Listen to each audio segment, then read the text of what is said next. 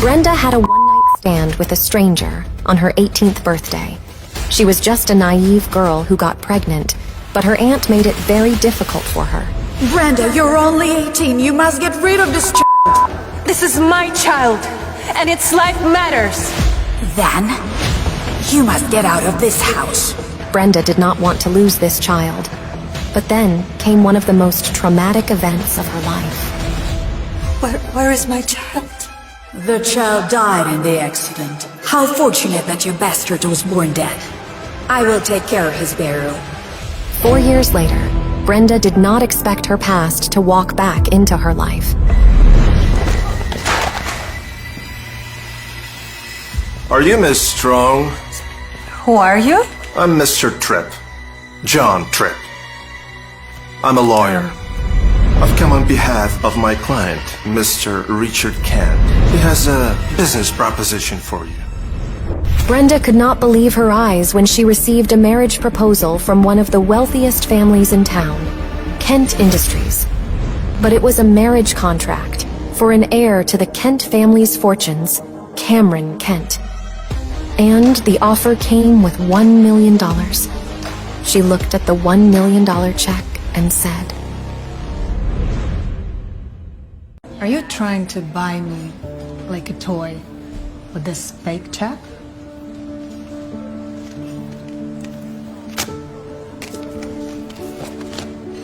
I have things to do. Excuse me. You have 3 days to think about it. If you change your mind, please call me.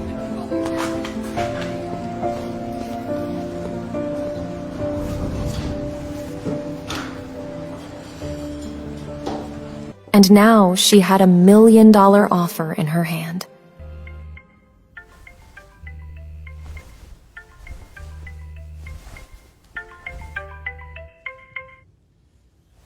Hello, and June? Where are your spoiled brat? Your lovely grandma has been admitted to the hospital. Come here and pay her medical bills if you want to see her alive. How's Grandma? Is she okay? Right now, her vitals are stable, but the overall condition has worsened. If you don't perform the surgery soon, I'm afraid she won't last much longer. Then perform the surgery immediately.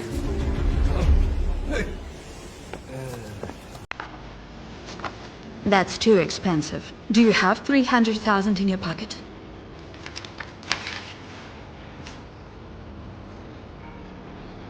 I'm sorry. If you're so rich, pay for the ambulance, for the ward, and the medications first. Or your grandma will be thrown out onto the street. But the surgery... Uncle White, you have savings, right? If you pay for the surgery, I'll reimburse you. I promise. Just...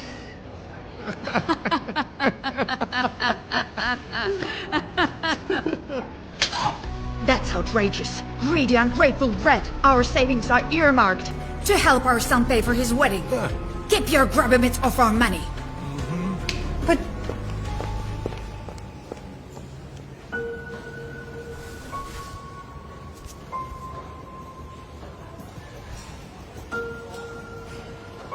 I knew you would call back.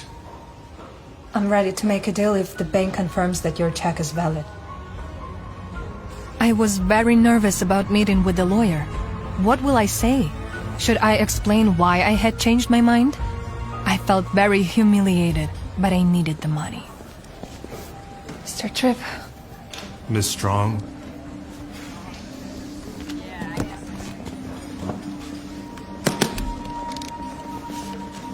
Please familiarize yourself with the contract. You have to sign here. I didn't read anything. I thought about my grandmother who was still in the hospital awaiting surgery. I needed money immediately. The agreement included marriage to Cameron Kent. Are you sure you don't want to read the terms and conditions first? I didn't believe that this agreement was real, but I also didn't understand how the lawyer was trying to deceive me. In the end, it didn't matter anymore.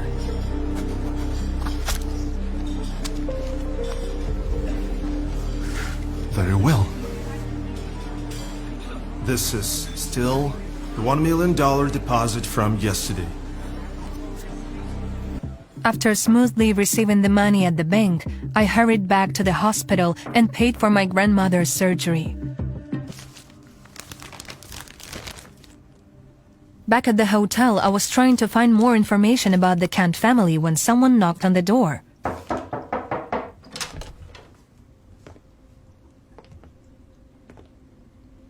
Of course. Come in. We're here to hand you over the marriage certificate. I've already arranged everything myself, and we have all the necessary signatures. If it was the real Cameron Kent, perhaps he was too busy to collect the marriage certificate in person. None of it made sense, but I had signed the agreement, spent the money, and couldn't back out now. Okay, and what are we gonna do now? Packing your things. I was overwhelmed with hundreds of thoughts. Would I really live with Cameron Kent? Would I finally meet him? Who is he? The rich and famous man, or some wannabe? Who was I actually married to? I felt oddly torn between nervous excitement and the surreal feeling of not knowing where I was going to live, and with whom. I scanned the property, searching for Cameron Kent, although I wouldn't mind delaying meeting with my expected husband a little longer. Good day to you, madam. My name's Albert the butler. I will help you settle in. Hi. Excuse me, Albert? Where is Mr. Mr. Kent, madam, is away on a business trip. He will return in a few days.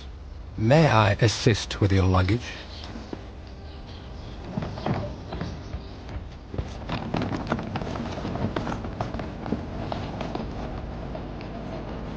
This mansion was built according to the latest trend by designers in California. Have a look.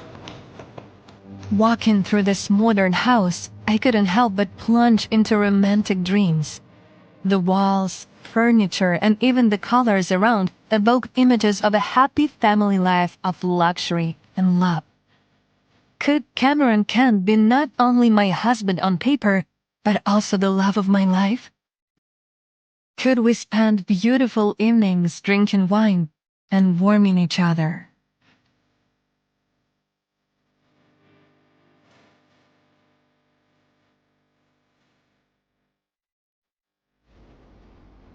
Please, madam, make yourself at home. Thank you, Albert. You're so kind, and this place is just magnificent. Normally, I don't allow myself such a familiarity. But you're damn right, madam. In just a few days, I had adapted to a life of luxury. The driver took me to and from work and to the hospital. I enjoyed the fresh air and beautiful views which gave me inspiration. Besides Albert the butler and Lynn the cook housekeeper, no one else resided in the mansion.